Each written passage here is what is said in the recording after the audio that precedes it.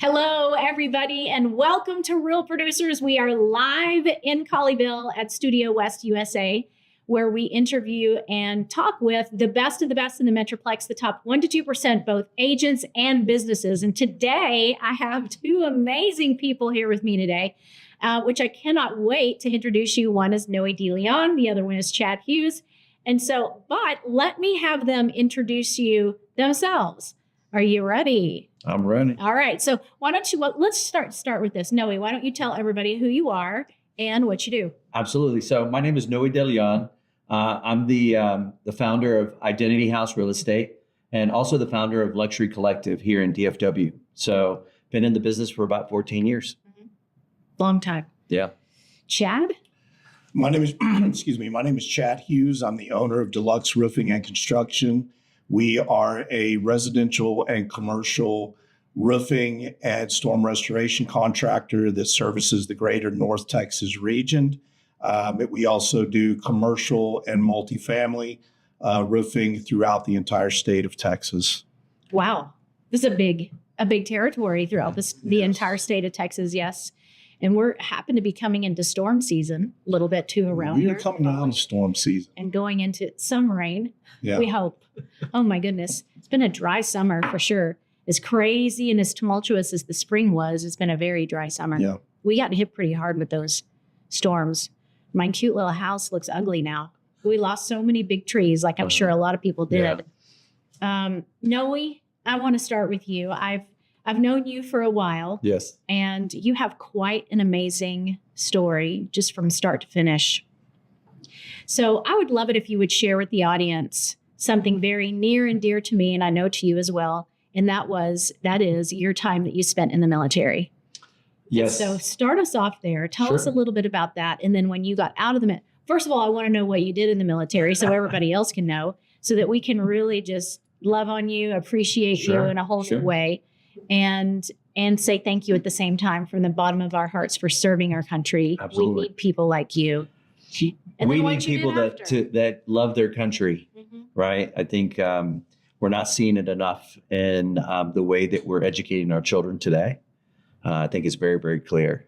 There isn't love for country being spoken in the classroom. But for me, particularly at the age of 16, I spoke with my dad and said, hey, I think I want to go to college. And my dad said, who's going to pay?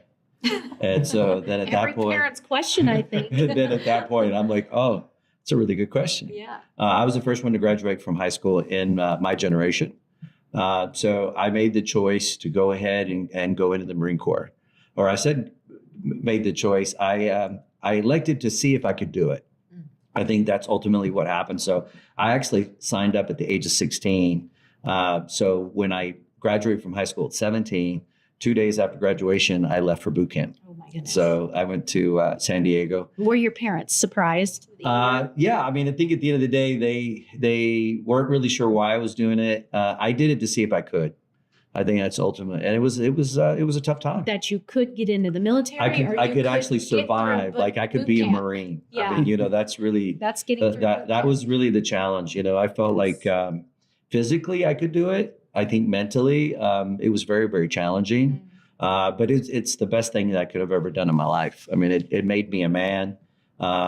It made me be prepared for the things that I was going to encounter in my career and a lot of the things that I did. So you asked about what did I do? So, for those of you out there that are in the military, I mean, we all make fun of each other. We had to take this test called the ASVAB. I should have studied it as if I was taking the SAT. Because the way you score will determine what your job is. Your duties. And, I'm a fairly smart guy. You didn't want to be a cook? Well, I would have been fine. Not that there's anything wrong with a cook, right? We need the cook. So I scored not so well. I ended up, scoring to be a tank mechanic. Okay. Which, at the end of the day, there aren't a lot of cross fields for that when you get out in the real world. But what I did end up doing, because I ended up doing the reserves out of the Marine Corps boot camp, and I ended up becoming a trainer of Marines at the reserve unit that I was attached to in Waco, Texas, because I ended up going to Baylor. And I learned a lot. It was really pretty awesome. I learned how to train Marines in terms of doing the training and the implementation of the training and things like that. So the Marine Corps has a kind of a university type format.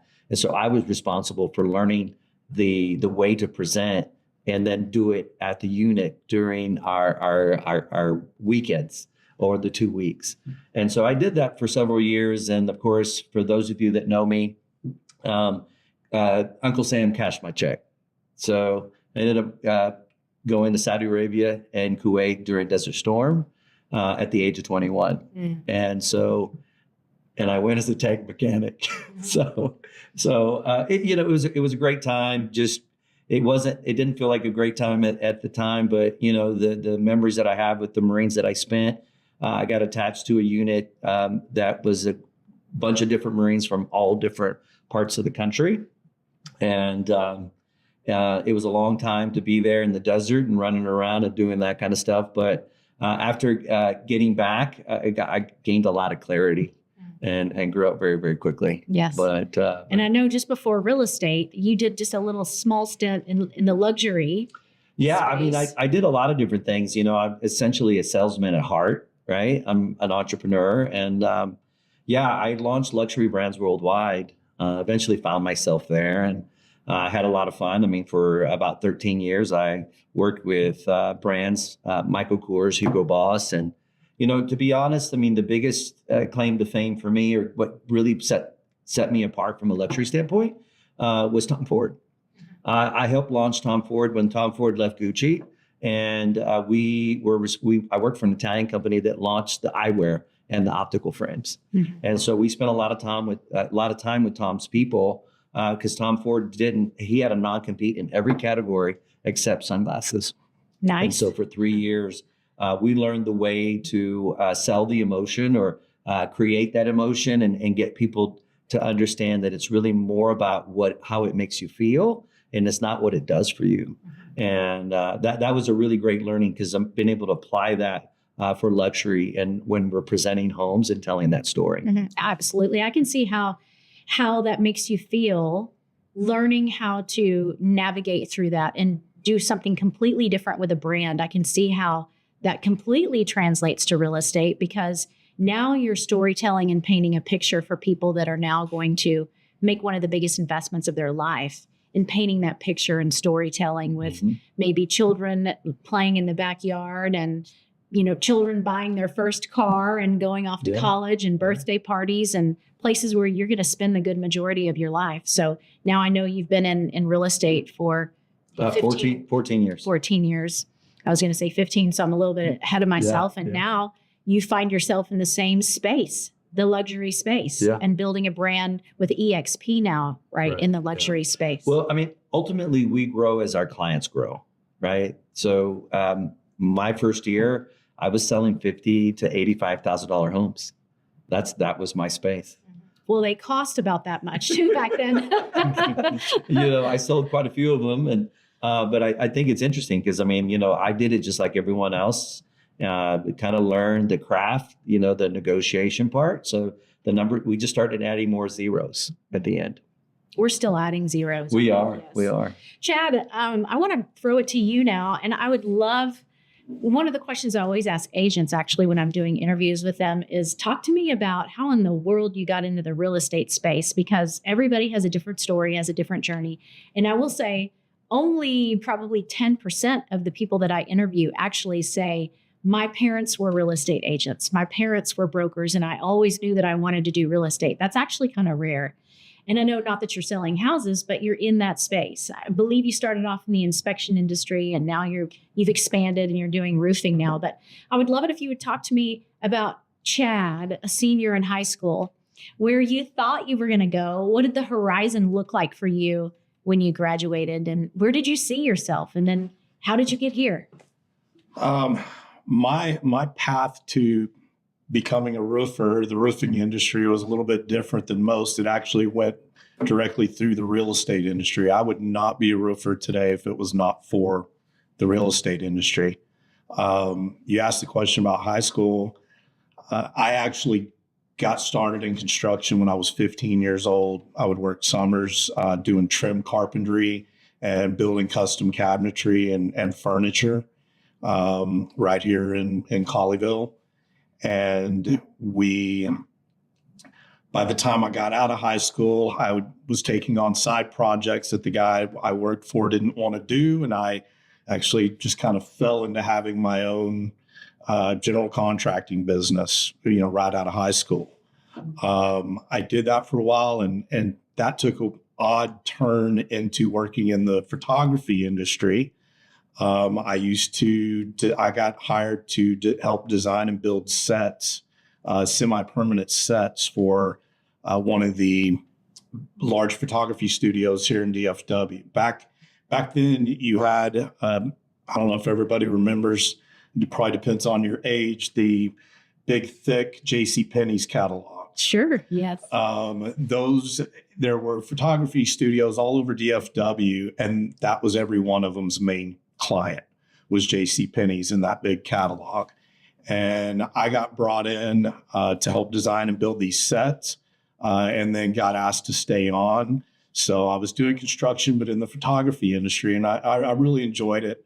But then I ended up kind of wanted to step back and do something else. I had been involved in real estate. I'd started investing at a very young age. And so I decided I wanted to get my inspector's license. And I mentored under an inspector that was pretty tough on me, which I'm thankful for. 25 or so years later, we're still good friends. And he's back doing inspections again. But I... Early on in my inspection career, I had a friend I used to refer a lot of business to that ran a large roofing company here in DFW. He then split off and went out on his own and started his own company. And when he did, he coerced me into coming and helping him start and grow his business. He saw that I used to refer not only my inspection clients who needed roofing issues, but all the realtors I worked with as well. Back then, roofers really didn't market to the real estate industry the way that they do now. There were also a lot less of us back then than there are now. Mm-hmm. But so he saw the value in that. And when he left and started his own company, he asked me to get involved. At first, I declined. After a couple months of arm twisting, I finally said, look, I'll help you start and grow the business. And that's how I got involved in roofing specifically. And after about 4 years, I left and went out on my own. I still have my inspection business. I was doing roofing on the side. I had a project manager that would help, with my busy inspection schedule and doing the roofing. I had a project manager that would help me out and oversee the projects. I did that for a number of years until I finally got burnt out on inspections. After 15 years and 10,000 inspections, both residential and commercial, I was a little burnt out, and I had some family time some family things I had to deal with that gave me some time to reflect, and decided to retire from inspections. When I did, I've been investing in real estate for going on 3 decades now. So I retired from inspections, was still doing my roofs and investing in real estate. And then it was 8 years ago, one of my best friends who's also been in the roofing industry for a long time I never planned on having, consultants and project managers and all that. I was happy being the one-man show, 1 or 2 man show. But my best friend had been in the industry a long time, and he had been treated so well by the last couple companies he worked for. And I didn't like that. And I said, look, I'm going to change my business model, come to work with me. And that's when I actually started the Deluxe name, because before that, I was actually just known as the Realtor's Roofer, because that's all I did was roofing for realtors. It's kind of a great tagline. And past clients. We still use it today. It's catchy. Yeah. It's very, very catchy. Over 50% of our business is comes from the real estate industry in one form or another. So I'm going to ask you each, and the unfair advantage is the other one of you gets to think about this because I like to put you on the spot a little bit. But I want to know about the most challenging thing that you have faced as a business owner and see if you can answer that in about 1 minute and how you overcame that. Who wants to go first?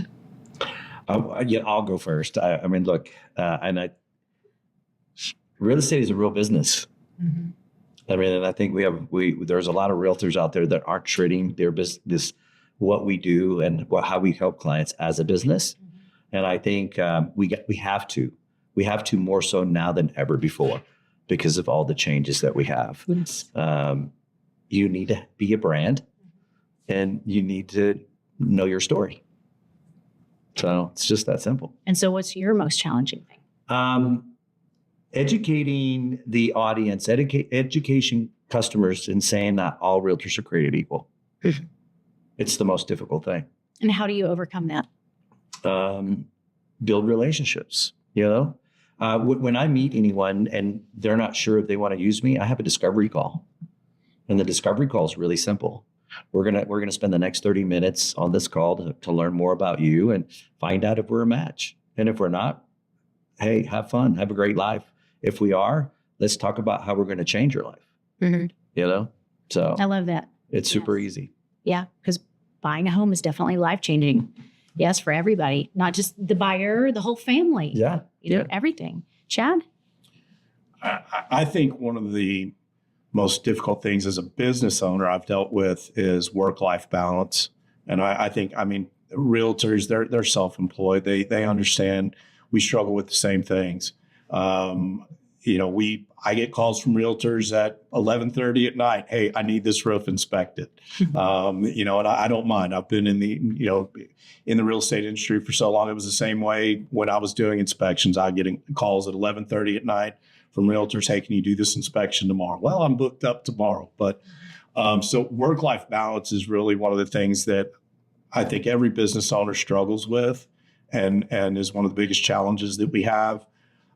We've been able to build a good team that really pitches in and helps each other out when needed so that we can have that time with our families and the personal time and everything. And so I'm very grateful for my team for that. As far as the most challenging job that I've ever had as a roofer, in roofing for the real estate industry for 21 years, because that's our main focus and what ultimately got me in this industry. I've never once held up a closing due to a roofing issue. I've had a very close call that was out of our hands, which was actually last February. We had the ice storm that came through. We had a $2 million house here in Colleyville that was the Mentir team had listed. I've worked with the Mentir team for many years. They're fantastic. And we had gotten the roof paid for by insurance. The buyer wanted to upgrade the shingle. The home had just been listed or just been featured in Luxury Home Magazine. The buyer wanted to upgrade the shingle to a more designer shingle, wanted to add some different copper accents and everything, was paying out of pocket to do that stuff. The shingles he wanted were in Oklahoma City. They were supposed to be brought down on Monday, and we were going to roof on Tuesday. Everything would be wrapped up by closing the following Monday. Well, we had the ice storm come in. They could not get the materials down because the roads were frozen completely between here and Oklahoma City. So they didn't get the materials down until Friday. The roof still had ice on it on Saturday. So very large roof in Colleyville. And they closed on Monday, and the lender would not allow them to close until the roof was done. Mm.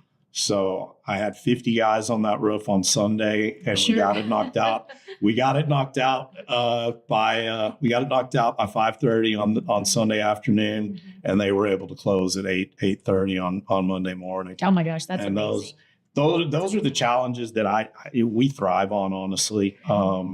That's one thing I love about working with the real estate industry and roofing from the real estate industry is that realtors, y'all need everything done yesterday, and you always wait till the last minute. Y'all never call and say, "Hey, I need this done," by end of day. But that's one of the things that we thrive on. I got a call an hour ago to look at a roof in Louisville. One of my guys will be there. He's probably showing up right now. You brought up a really good thing, actually, that I want to come back to, because you were talking about one of the greatest challenges, and Noe, I know you can relate to this too, is work-life balance as an entrepreneur. It is so difficult. And I know every single one of us here at this table at some point has felt like you've wanted to pull your hair out. And I don't know, maybe you're men, so I don't know if you cry, but I do. I just did earlier this week, just sobbed in my husband's arms because I was so overwhelmed and at all the things that you have to do and the things that go wrong. And when you were talking about just a few minutes ago about the roof and the ice storm, and then at the last second coming in on the buzzer, literally you had 50 guys on the roof. And as an entrepreneur, I often think that this is when our greatest work happens, when we are under the greatest amount of pressure, and it has to be like you're on do or die. We really thrive there. But in the middle of the chaos, there's all the roller coaster.